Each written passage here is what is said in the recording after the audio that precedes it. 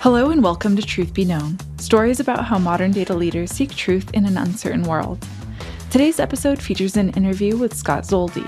He's the Chief Analytics Officer at FICO, where he's responsible for the analytic development of FICO's product and technology solutions. Scott is involved in developing new analytic products and applications, and has authored more than 100 patents.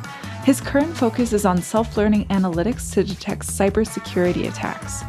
On this episode, Scott talks about how to attract and retain world-class data scientists, the importance of following a model governance process, and responsible AI. Truth Be Known is brought to you by Talend.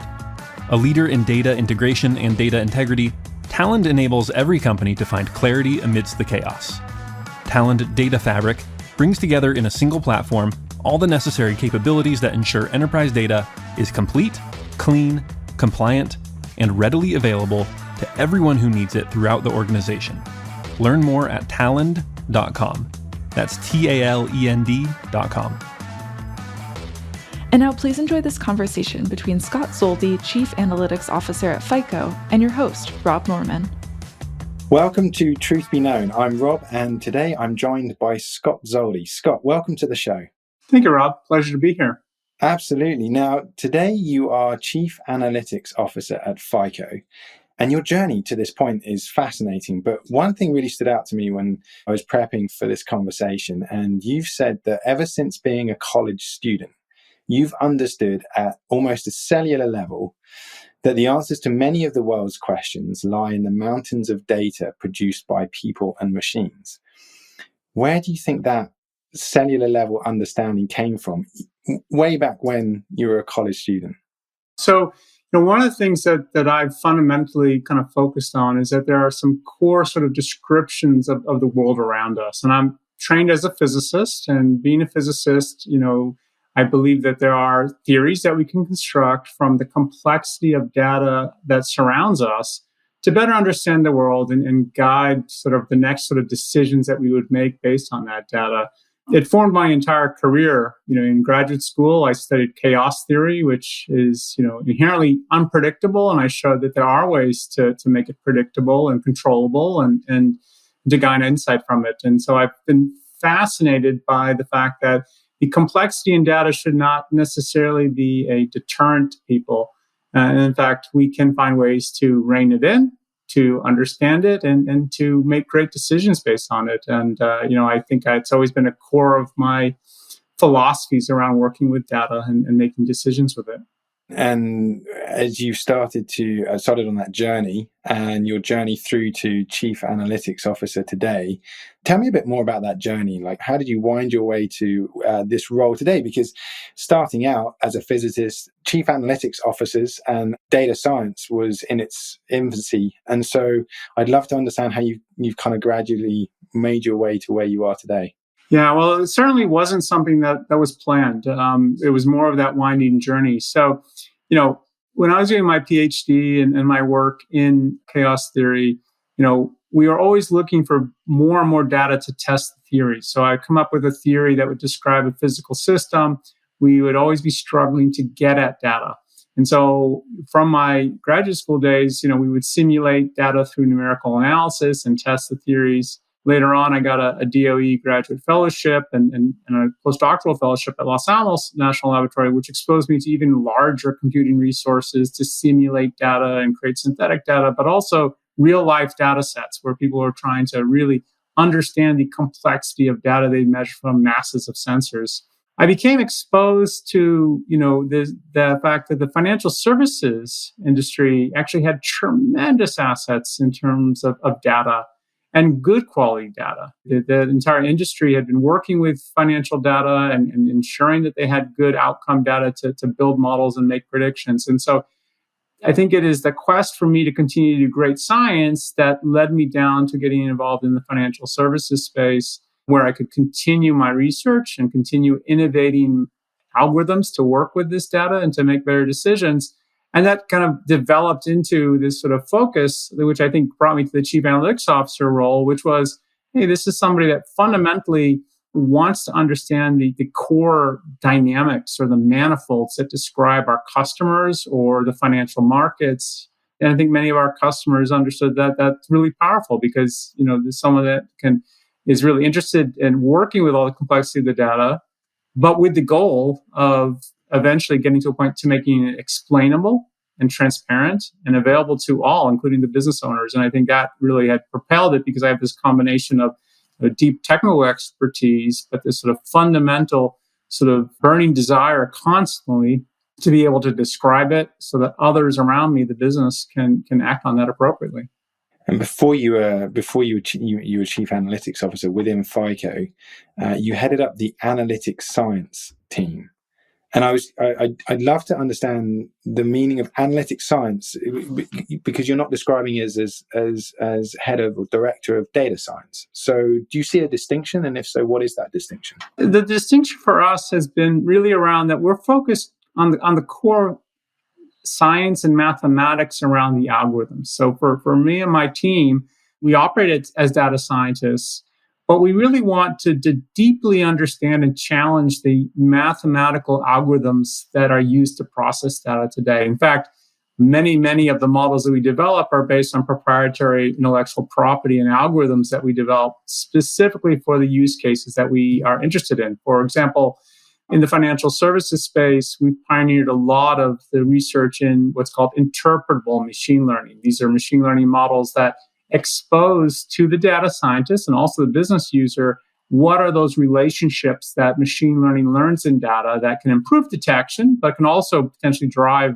disparate impact and bias. And so, this sort of focus on algorithms that can, if you will, out this sort of badness in data or what's learned in the data by these machine learning models is core to the businesses that we support. And therefore, we needed to design new types of algorithms. So the best way to look at it is I have a very healthy team of PhDs that have PhDs in physics and mathematics and statistics and data science and even psychology and other areas to really just focus very much on the mathematical algorithms. And that's the science of it, right? We're not going to use an algorithm that we don't deeply understand. And we're going to understand when we can use that algorithm and when we shouldn't use that algorithm. Versus sometimes in data science, right, the focus is on becoming very proficient in using algorithms. And we certainly are, but we want to make sure at the end of it that if we want to have a debate about the applicability of one algorithm versus another for a client use case, we can fully explain it and understand it and have that very healthy debate in terms of what is responsible to use and what be maybe less responsible to use for the decisions we have to make. So it sounds like at FICO, you've been afforded an enormous degree of freedom to explore and research which algorithms are the best ones and will make the biggest impact on the use case. That must be quite unusual and quite unique. It is quite unusual. And it's a great honor, right?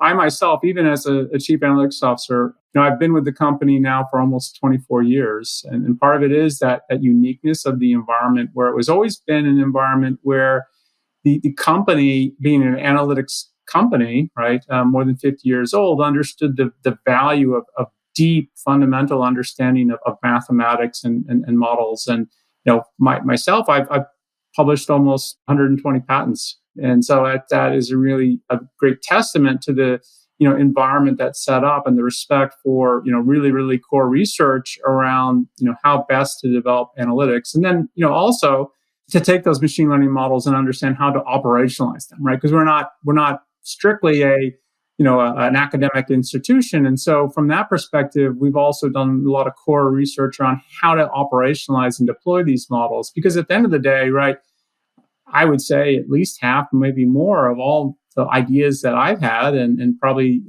most of my scientific staff has been inspired by industry problems, has been inspired by working with clients. And so the other aspect of this is a sort of very deep relationship with our clients where they express the problems that they're facing as industry changes, as the customer behavior changes. And so it's been just a phenomenal area of just constant, research ideas and problems to solve. And it's a really special place. The business impact is where it really the rubber hits the road. That's where you're enabling, I guess, the continuation of the research that you're doing because you're delivering on the business impact as well. As you said, it's not just research academically. This is directly related to the services and products that FICO provides. Can you give a few examples of how you've taken that research and made business impact for FICO? Yeah, absolutely. I think one of the areas that was really interesting about 20 years ago, there was a really huge focus across our customer base around unsupervised analytic models. And, many of us hear about those today, which are focused on sort of outlier methods. But we were focused on, really tough problems. And one of them was essentially telecommunication problems where we were, after 9/11, one of the largest telcos in the world that backboned about almost 2/3 of the world's international traffic, were really concerned about terrorist attack on their telecommunications networks. And so they understood that they needed to respond within milliseconds. They had to be able to jump in and make corrections or limit access to certain parts of their network, so to ensure that there was consistency. And in doing that, right, we basically had to build very, very specialized analytic models, which were built on zero data. And we spent, at least 5 or 6 or 7 or 8 years developing unique algorithms, which were truly self-learning, right? They would have no outcome data whatsoever. They were looking for anomaly detection. So, one of the things that we focused on are analytics that, will, one, define the characteristics that we should monitor from a threat perspective of tampering or adversarial activity within a network, but then have these monitors to automatically estimate the distributions in real time so that we could react to any sort of nuances and changes of any of these core features that we're monitoring, so that we could alert the customer and that we could go and prioritize those alerts for them, because they had limited staff. They needed to make sure they focused on the right things. That had to operate at more than 40,000 TPS at the time, right? That was a big number. And it had to do it in real time, where we had a very, very focus on getting, less than 10 milliseconds worth of response times. And so these sort of constraints, right, really helped us drive sort of unique sort of analytics. We couldn't go off to a data store, right? We needed to persist this within a local memory. And so we invented specialized shared memory objects, which would monitor each and every telecommunications person, like at the telephone or a connection, monitor all the switches, understand the interconnections between switches, and then, monitor all these different features all in real time, all so we can make a decision in less than 10 milliseconds at scale. And that is, an example where they were able to protect these networks and stop things that, eventually would just shut down the network entirely. And so I think that's a really great example of, unique sort of analytics, which is very, self-driven, right? You can't program it ahead of time by having great historical data on how you'll be attacked, but really focusing on, that detection in real time of adversarial attack and servicing it up and enabling people to protect networks and from essentially the things that they don't know and that can really impact their operations. An example of machine learning is what you're describing there. And I think that's something that you're very focused on, particularly with regards to responsible AI. Could you describe a little bit more about how important that is to you and why it's so important? Yeah, I mean, it's a great question, Rob. It goes back to kind of that core sort of philosophy and internal fabric that I have and my staff has, which is we have to fundamentally understand models. And so, machine learning are phenomenal tools. When I started with FICO back more than 20 years ago, we had specialized hardware to build models, right? We needed to build our own chips to train these models. And, nowadays there's all these cloud resources and open source, and, there are now specialized chips to do, GPU, but it's become much easier for people to build models. And particularly it's become easier for people to build models that don't understand the algorithms or don't understand the core models. And so, responsible AI is around ensuring that we can build models that are robust, meaning that we definitely understand how they've been developed and what they're sensitive to. They're explainable so that we can go and have the appropriate level of transparency to understand what it's learned and how it may react to different types of behaviors.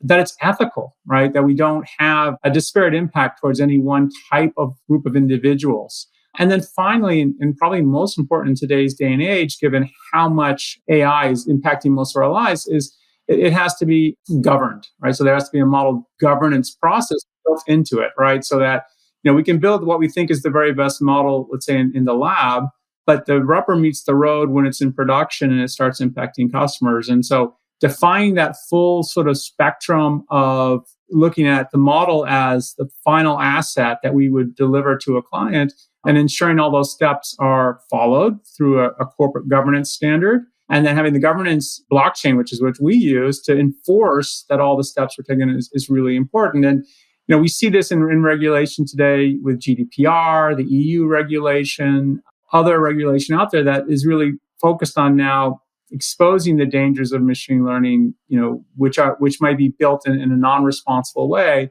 having ability to be superhuman at disparate impact or superhuman at harm, whereas we generally look at machine learning models as being superhuman at performing very useful or helpful tasks. It can go either way. And in software engineering, right, we have a lot of governance in place, but in machine learning and AI, we don't. And then the responsible AI is really ensuring that you have a level of confidence of what it's learned and explain it. You can justify it, and when things start to go off the rail, you know how to react. Really critically important. I think the industry has a long way to go. That's why it's one of those topics that I spend a lot of time talking about, because very often I think people will just say, well, I'm just going to retrain a model on a regular basis and we're really fine, and the machine learning told me so, right? And that's where machine learning and AI can become callous, right? Particularly if it's starting to provide value. Very often people don't inspect where it could go wrong, because when AI is wrong, it's very wrong, right? Whereas when a human is wrong, it's typically not tremendously wrong. And so there are different impacts where the cost of being wrong is one of the key sort of focuses, not a focus on prediction. And in my world, right, I very often say explainability first and prediction second. And with that sort of mindset, right, you can really focus on understanding the deep internals of the model versus getting enamored with, let's say, a prediction, right, and not understand the consequences. So that's obviously something that you're taking incredibly seriously at FICO, but you would like to see this become actually industry standard to the same degree as GDPR. And so how are you sort of taking that battle and fighting that good fight? Because you're right, with every technology, there's never just a wholly positive side to it. We've seen it with the internet. We've seen it with social media, and everyone now is starting to understand that, yes, it might be great to have connection, but at the same time, it has a nefarious effect on focus, as an example, but also self-esteem to a certain degree, as an analogy. It's the same with every technology. Machine learning is no different. And it's really interesting to hear the degree to which you're at the forefront of that thinking. And that's something that you're as I said, you're taking seriously at FICO. But how are you taking that fight beyond FICO with the ultimate goal of this becoming regulated at a national and government level, at a regulatory level, I should say? Yeah, so it is a big battle. I mean, the first part of it is really finding like-minded individuals. And so fortunately, there are a number of different organizations out there that are very focused on this. We have the AI Truth Organization, the Brookings Institute, and others that are really focused on this. We also, being FICO, right, we are focused continuously around fair credit reporting acts and the regulation around credit risk models. So we already have a leg up on the fact that there is a very captive, active audience that is focused on, ensuring that, models, whether it be machine learning or other kind of model, are fair and equitable. So, a big part of this is finding those individuals and raising that sort of message. And it'll take some time. I do think we are making progress, right? I think we're moving more and more towards that.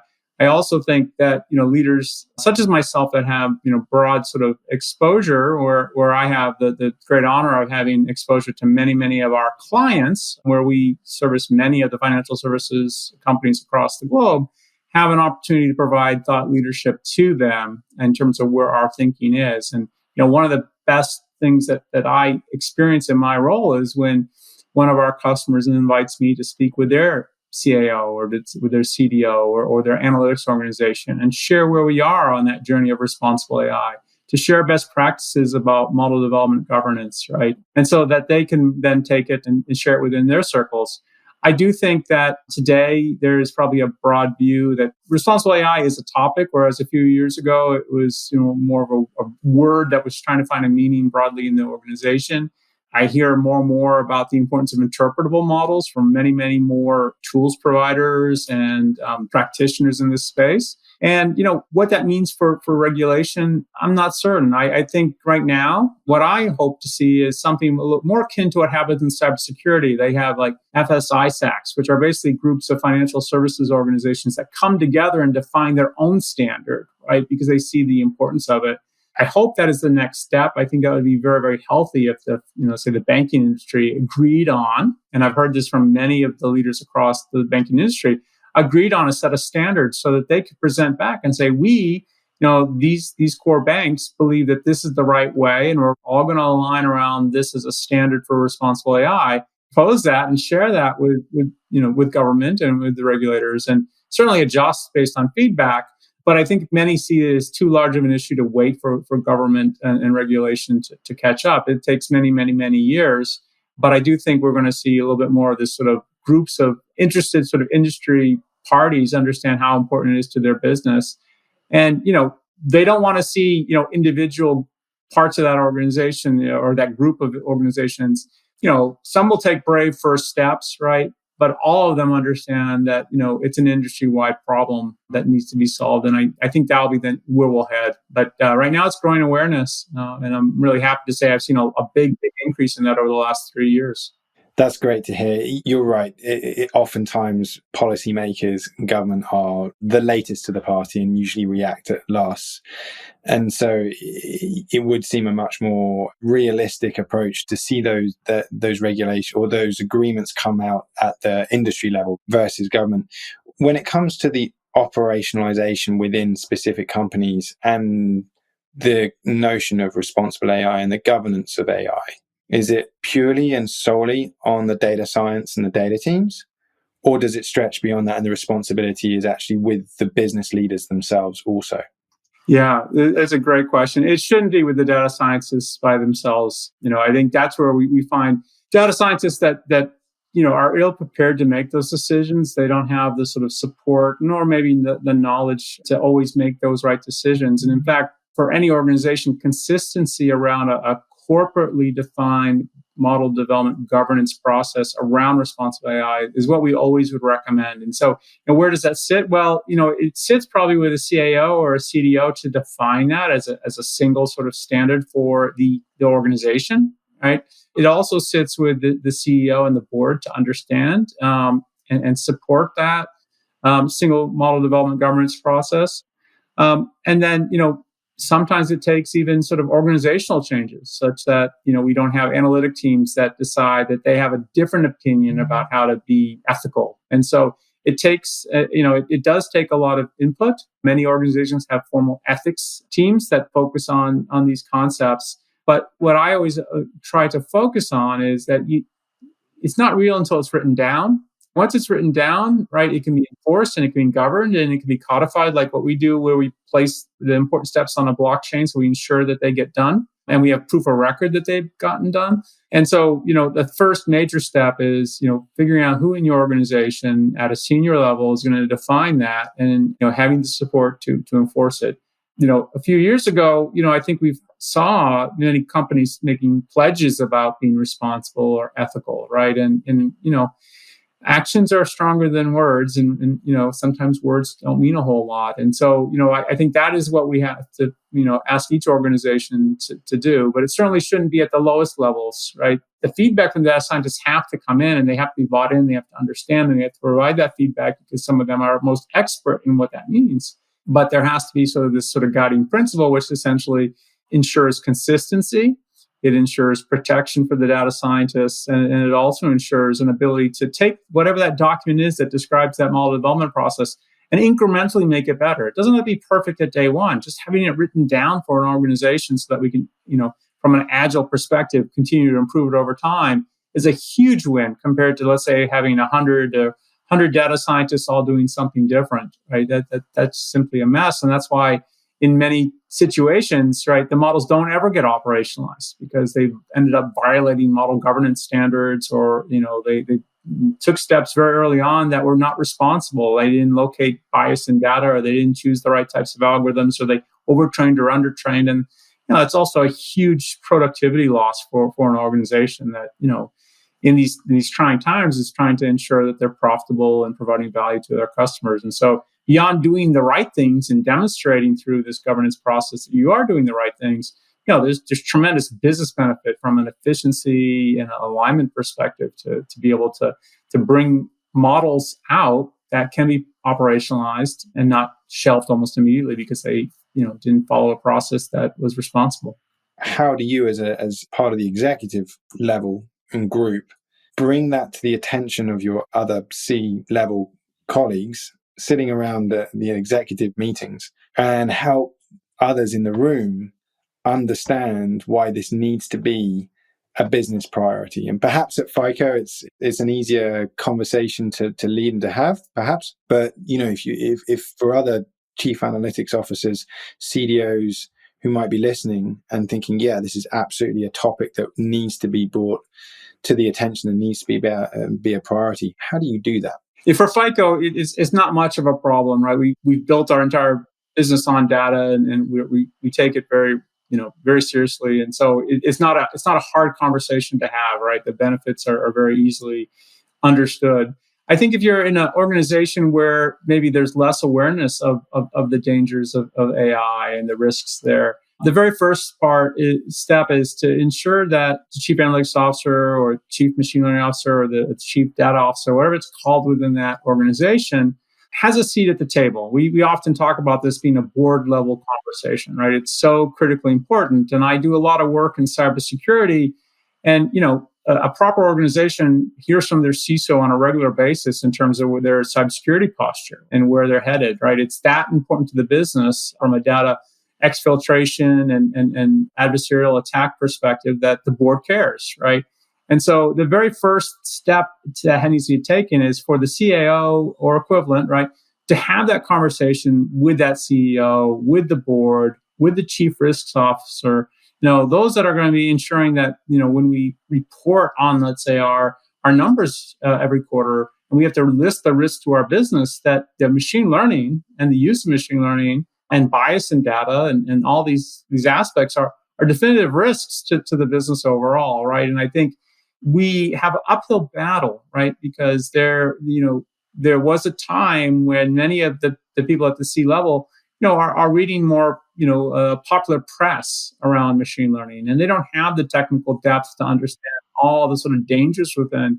And so, having the sort of socialization discussions and demonstrating how very notable, well-respected companies have made a number of mistakes with machine learning, very public and notable, is probably a very good way of, in some sense, shaming companies to understand that, okay, if these well-funded, tremendously intelligent companies have made such publicly bad decisions with AI and machine learning, I'm sure they've improved, right? But what's to say that we won't, right? And, how do we get there? And that starts the dialogue. And I think right now, many organizations for CAOs, they don't understand, right? They just figure that the smart data scientists or propeller heads have it under control.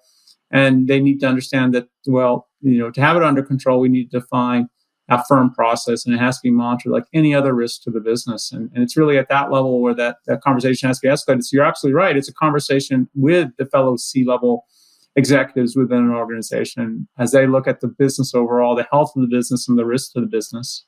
I would say that having your CISO and your CIO, they would be your natural allies in bringing that conversation. So it isn't just a one voice around the table. It would be 2, 3, 4, depending on the makeup of your organization. But I would imagine that you would turn to your CISO to help propel the conversation forward and drive it as a priority. Absolutely. I mean, giving all the adversarial attacks and data as a liability, right? They're all interrelated related. At FICO, is all data and data management, data infrastructure, does that all sit with you, or is there also a CDO? Just to understand a little bit more within FICO, the organizational setup. So today, the data function is an IT function for us. And so, the management, the cataloging, the security of that is all centralized in at one location, right? And we do that because we need to keep very careful tabs, obviously, on all the data that we have. And ensure that we are monitoring that data for any PII that's not supposed to be there, and to catalog. That rolls up through our CIO. The CDO role is one that I essentially play, although I'm not called a CDO, where I help that my CIO and my CISO focus on the data principles that we're going to have within the organization from a security perspective, a storage perspective, and then a lot of the traditional data governance topics such as provenance and the consent, and ensuring that we maintain and also delete data, right, when it becomes too large of a liability to hold on to that data. So today in FICO, I play the CDO role, but I have tremendous support, obviously, from my CIO, who's doing the actual sort of work in his organization to ensure that data is properly maintained and consistently managed, and obviously the CISO also, who's constantly focused on any sort of data sort of challenges to the company. So you play that sort of CDO hat, but just be really curious to get an understanding of how the org is set up within your team. Does it include the data engineers, or is your team the data scientists and the analytic scientists, I should say? So the data engineers would be within the CIO function. Within my function, we have the analytic scientists that are building models. We also have what we call and analytic services teams, which are focused on specialized sort of projects for our customers, and then what we call a data science group. And so it bridges a little bit data engineering, because those are the folks that really do a lot of core data science and ensuring the data is of the right quality and what have you. So it's a mix. I think the best way to think about it is the function under the CIO is actually cataloging data, storing data, making data available, ensuring that we have automated sort of tools to look for any sort of abnormality in data. And then the functions underneath me, including a data science group, is focused on data quality, improving that data quality over time, ensuring that we ferret out bias either in the data itself from a representation perspective or problems with the outcome data. So that's how we split it, but it would probably be more along science versus IT role, where the IT sort of functions of just the blocking and handling of data is sitting under the CIO, and then the quality of data, inspection of data, and monitoring of that data is shared depending on what type of monitoring is being done there. One of the things you also mentioned with regards to your team is how you've been honored to attract a world-class team of scientists and researchers. How have you done that? How have you managed to build such a wonderful team of talented individuals? So from a culture perspective, it's always been really core to us that we are still a research organization. And so what we are focused on is bringing people in, holding weekly colloquial around different data science or machine learning topics. And then I challenge all of them with innovation topics constantly. In fact, I learn a lot from my scientists, and I enjoy pairing with them and having them pair in teams to go tackle different sort of innovation processes. So I think one of our successes have been that we operate still as, I wouldn't say academic institution, I'd say a research institution, where that is very highly valued, and it's highly valued within our organization, where we make regular announcements of new patents. We reward scientists for innovation and research. And we have, basically gotten a groups of scientists that really value the debate and the dialogue and learning from each other. And I think that's why, if you look at a lot of my scientists, they stay with us for a very long time, because it is an environment where they have an opportunity to learn. They have an opportunity to settle disagreements, with data, because we have such tremendous assets to do the research on. And I think that collaborative sort of research environment attracts many scientists, because many of them, like myself, grew up in academia, enjoyed the academic debate and enjoyed the academic research. And, they don't necessarily want to go to an organization where they have to build 30 models a year and not have enough time to really ask fundamental questions about it. At FICO, if we do our jobs well, right, we'll fundamentally understand our algorithms, we'll drive new innovation that our customers need and they want, right? And we'll build analytics that are scalable, meaning that, if we build a great algorithm, it's not for one client, it could be for hundreds of clients. And therefore, we are willing to invest many human years worth of energy and effort into an idea or into an algorithm, because we know that it pays tremendous dividends when, spread across thousands of clients. And so I think, that's been a big part of it is, again, just focusing on the fact that, the science of what we do is really a differentiator for our company. And I think other organizations where I see really strong data sciences teams have the same, right? We don't, we focus on patents and IPs, right? Other organizations actually publish academic papers, right? And I think some of the ones that have the healthiest sort of, innovation cultures also have really happy scientists. It's such a different sort of mindset. From what you're describing, it sounds like you've got such a greater degree of innovation. You're effectively an R&D, which is completely different. And so speaking about that innovation and how you've enabled that innovation to benefit lots of customers, and we talked previously about the sort of the interface into the data infrastructure setup and CIOs, but I'd love to understand that interface into the business and how you drive that, how you manage that. At a peer level, I'm peers with our product management teams, right? And we have two major sort of functions there. Well, we have a platform product management function, and we have a solution product management function. And so the platform is around the core technology, the software and the analytics and all the surrounding infrastructure that enables an end-to-end intelligent decisioning system. And so people that are focused on the platform product management function are really interested in the very best IP and the very best tech, right? So these are the groups of individuals that will definitely understand that if we can build a really tremendous algorithm, they can see in their worldview how that is differentiating from a platform perspective and an intelligent decisioning perspective. And they'll see that, okay, I can see our customers using that hundreds of times or thousands of times, and it's a differentiator, right? And so it's not about what problem we solved, it's around that we have a technology to solve that problem. So that's one piece of it. The solution side, right? Also, because we develop all this around a decisioning platform where the machine learning AI is at the core of that. The solution product managers, they're the ones that are going to focus on whether it's an AML, anti-money laundering use case, or a fraud use case, or a credit risk use case.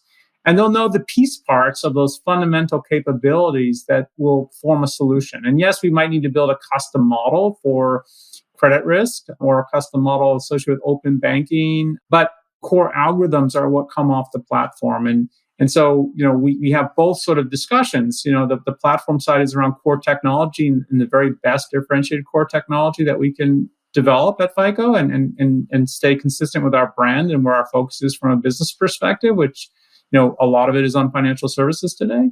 And then the solution side is ensuring that they provide the feedback in terms of additional core functionality that they would want developed so that, a part of my team can go build that solution model for them because we have all the piece parts, right? We have, let's say, an interpretable machine learning model algorithm that's there. We have it linked up to an observability unit where we can understand how that model performs over time. And so that's how that interface to the two core sort of product parts of our business work. And then, outside of that, as part of our software organization, right, we're also at peer levels with our direct and indirect sales functions, right? So we have a very sort of intimate sort of relationship with our customers through that. And I think that's that tight sort of linking that we have that, one kind of has this very healthy respect and understanding for, if we empower better algorithms and as components of this platform, it makes for a stronger sort of ecosystem to go develop solutions and solve those customer problems. So that's how that interface works today.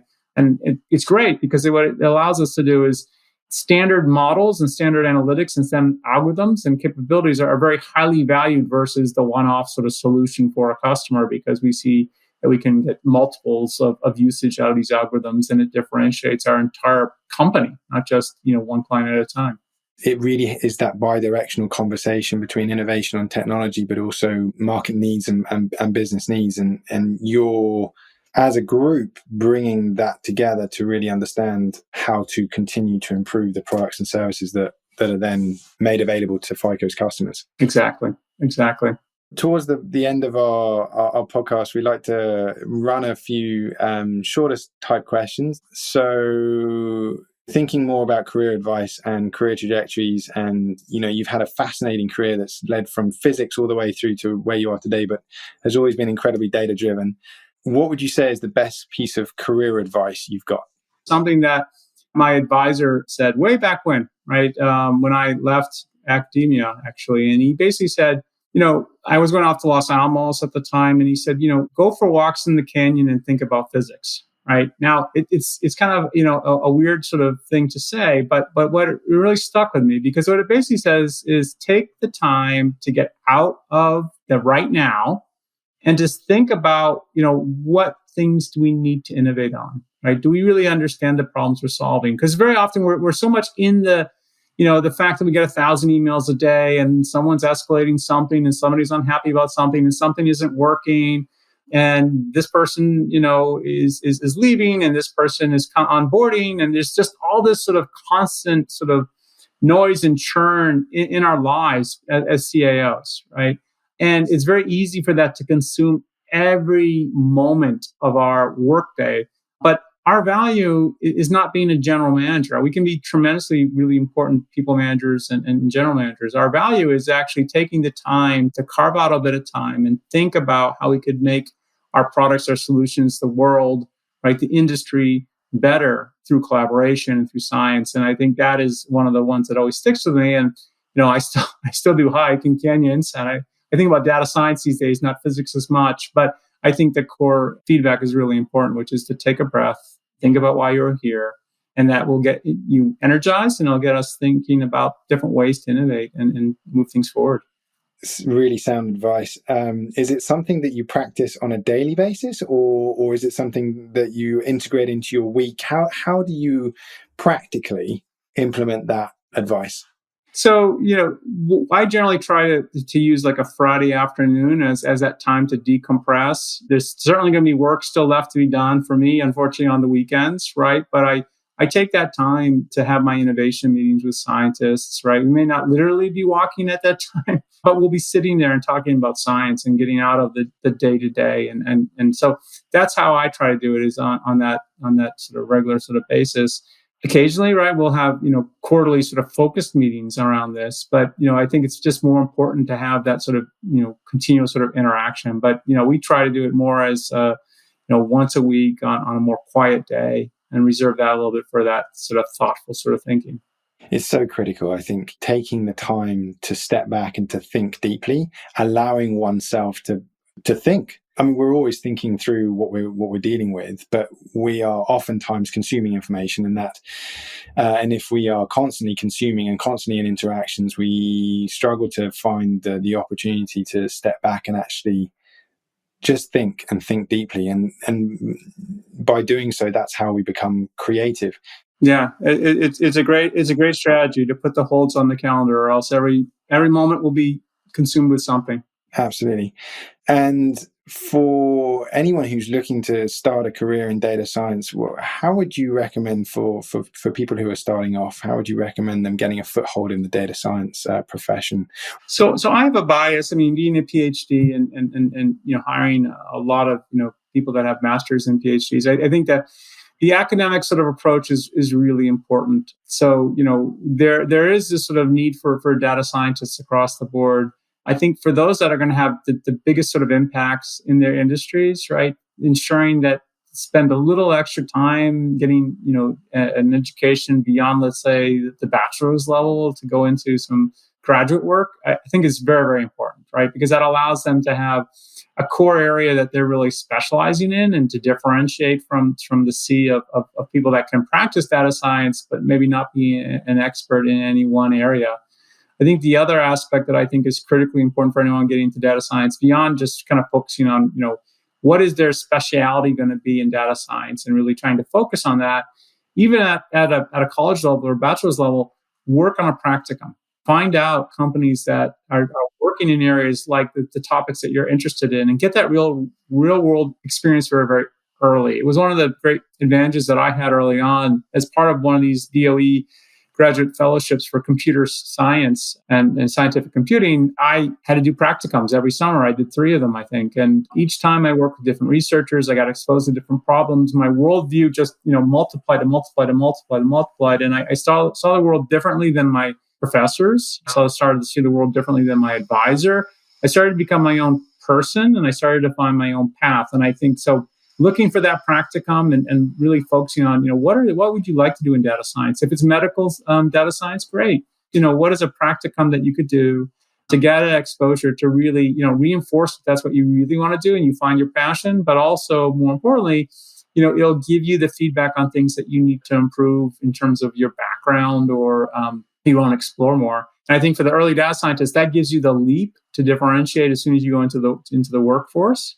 It also starts you, thinking outside the bounds of what you learn within academia to really kind of focus on, what your personal interests are and how you're going to define yourself to be different in the data science world. And that's where you're going to drive the most value, right? Is what makes you different in the way you see the world and how you want to approach the problems that you're exposed to. It's a brilliant way to finish up the podcast, and I'm afraid that's all we've got time for. It's been a really fascinating conversation. So thank you, Scott. Thank you so much for joining us today. Rob, I really enjoyed it. Thank you so much. Truth Be Known is brought to you by Talend. A leader in data integration and data integrity, Talend enables every company to find clarity amidst the chaos.